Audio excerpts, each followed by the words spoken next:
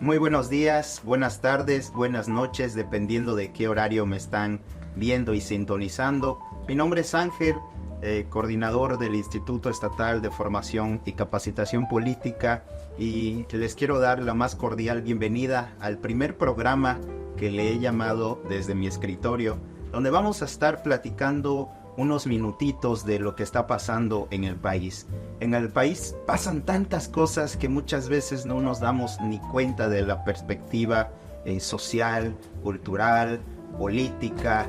Y hoy tengo en mis manos un libro del gran Benito Juárez, denominado Apuntes para mis hijos, ilustrado por Rafael Pineda, donde también nos habla cuando él era presidente de la corte. Y él menciona en una frase que me gustaría mencionarles, que dice así: entonces creí de mi deber hacer cumplir la ley, no solo con medidas del resorte de la autoridad, sino con el ejemplo, para alentar a los que por escrúpulo infundado se retraían de usar del beneficio que les concedía la ley. En este programa me gustaría, y vamos a estar platicando sobre perspectiva política, social, cultural, sobre el derecho, pero también con una pizca de juventud, de qué opinan los jóvenes, cómo podemos involucrarnos en la vida política de nuestro país. Me gustaría también agradecer a mi partido, a Morena, por ser el primero en inaugurar estos programas que van a estar surgiendo de la mano de los otros compañeros y compañeras coordinadoras de las diferentes áreas del partido.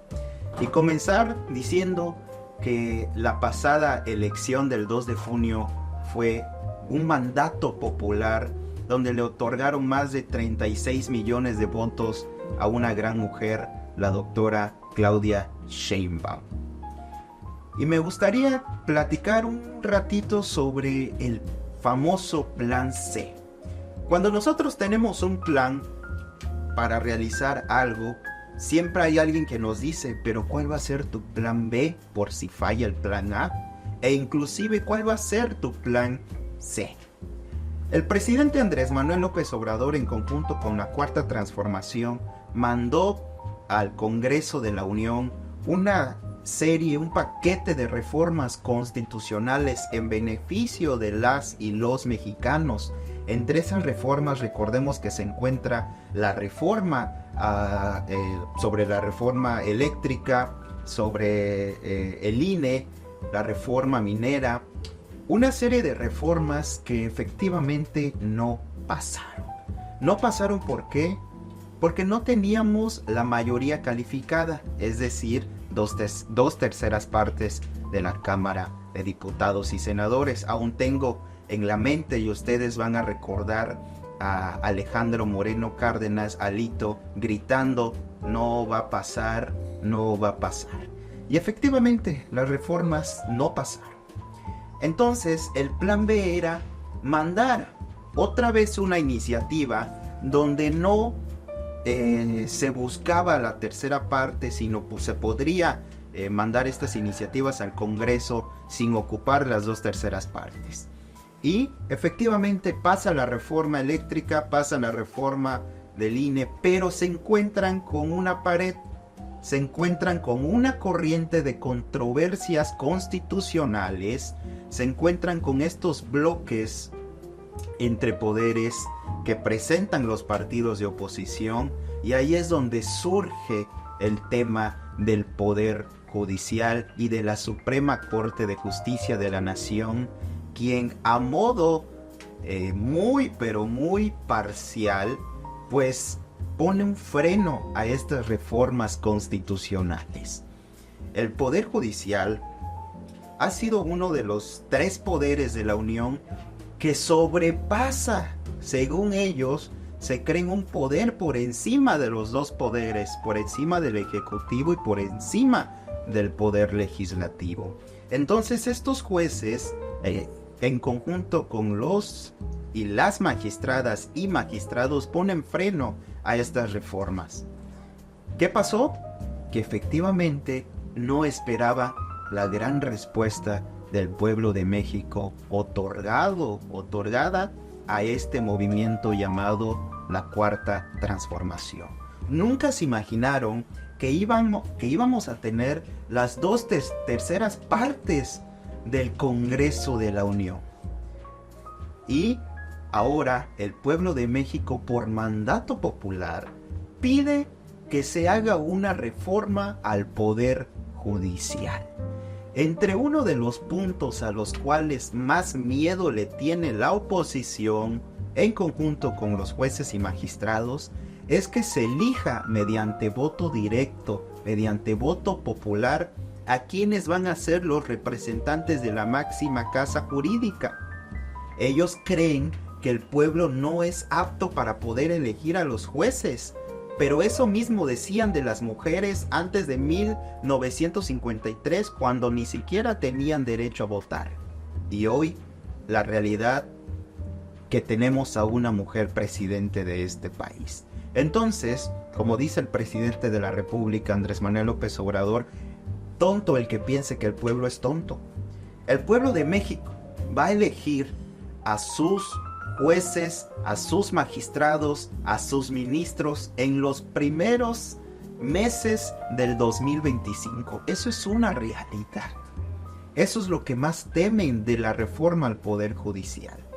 Entre muchos otros puntos que vamos a estar desarrollando si es que me da el tiempo, porque por ejemplo, si son jueces, si son magistrados, si son estudiosos de la ley y del derecho, la Constitución es muy clara al decir que nadie puede ganar más de lo que gana el presidente de la República.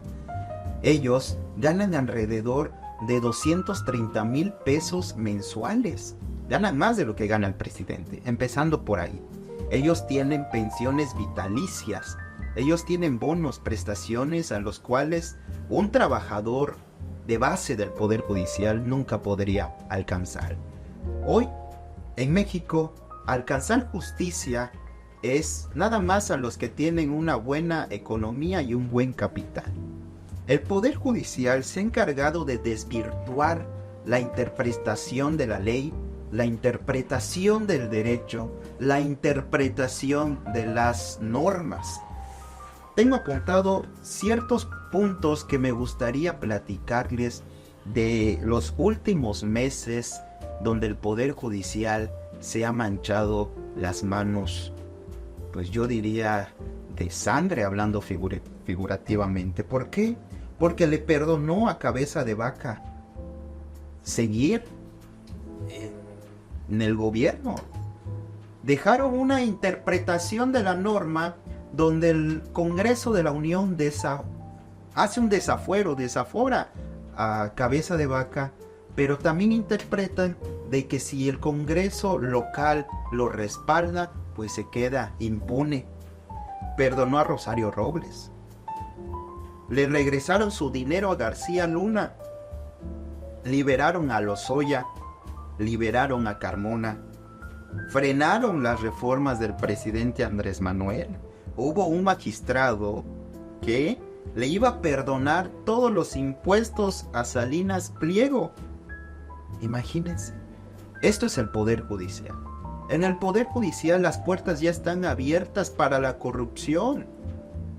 En el Poder Judicial las puertas están abiertas para la impunidad. ¿Y por qué? Porque muchas veces dicen que al tener un expediente mal integrado, da razón y justificación para soltar a un criminal. Soltar a un criminal es impunidad en este país y es lo que más no queremos, es lo que el pueblo de México puso a disposición de la Cámara de Diputados para rechazar, para eliminar, para erradicar del Poder Judicial. Y hablando de división de poderes, hay un órgano que se llama el Consejo de la Judicatura, que es el órgano administrativo que vigila a las y a los magistrados, a los jueces, a los ministros, de todo el órgano del Poder Judicial. Pero adivinen quién es la presidente de este órgano. Pues la presidenta de la Sala Superior, quien es la ministra Norma Piña. Es decir, alguien que podría acusar a Norma Piña, pues ella se juzgaría a sí misma. Es como si el presidente Andrés Manuel López Obrador sea también quien administra la Auditoría Superior de la Nación. Entonces esto es una contradicción.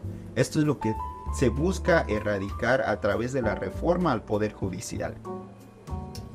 Yo quiero comentarles, compañeras, compañeros que me ven a través de esta nueva plataforma de YouTube, que la reforma al Poder Judicial va a ser una realidad. Les invito también a informarse, a leer un poco de todo este material que lo pueden encontrar en las páginas oficiales de Morena, en las páginas oficiales del Instituto Nacional de Formación Política, para desmentir pues las mentiras de la oposición. Dicen que vamos a controlar al Poder Judicial. Nosotros no queremos controlar al Poder Judicial. Lo hubiéramos hecho, tenemos la mayoría en ambas cámaras. Y la doctora Claudia puede mandar todas las propuestas que ella quiera y se pueden aprobar. Pero no buscamos eso. Lo que buscamos es justicia. Lo que buscamos es la impartición imparcial para todos aquellos que estén llevando a través de alguna carpeta judicial, buscando a través del derecho a la impartición y la administración de la justicia. Quiero terminar diciendo de que la reforma al Poder Judicial va a ser una completa realidad apenas se apruebe en septiembre, y la daremos por bien hecha a principios del 2025. Muchas gracias a todas, a todos, a todes. Este es uno de muchos programas denominado Desde mi escritorio. Soy Ángel Misraín, coordinador del Instituto Estatal de Formación Política, y nos estamos viendo en la próxima semana con un nuevo tema sobre perspectiva política desde mi escritorio. Gracias.